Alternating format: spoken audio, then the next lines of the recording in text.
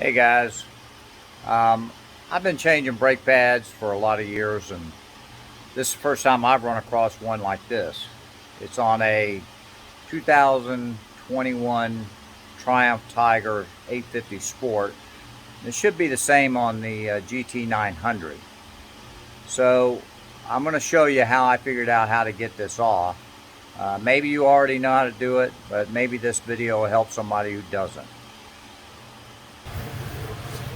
You've got your caliper here, and as you can see, there's your pin for your brake pads, and this is not an Allen screw, it's just a hole, and on the other side is a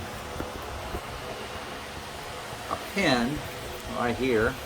Not a very good video, but it sits inside this housing.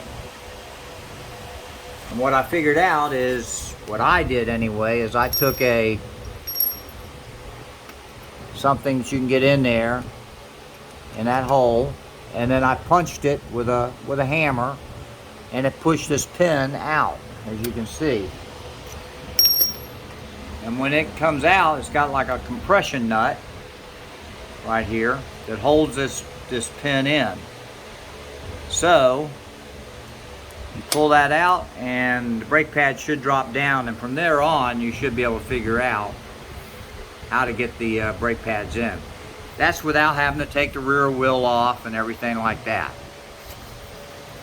So I hope that little short video helps somebody with these brake pads. It took me a little bit to figure out. The front ones are no problem. They're just Allen screws and like any other caliper. So good luck with this, and hopefully this helps you a little bit.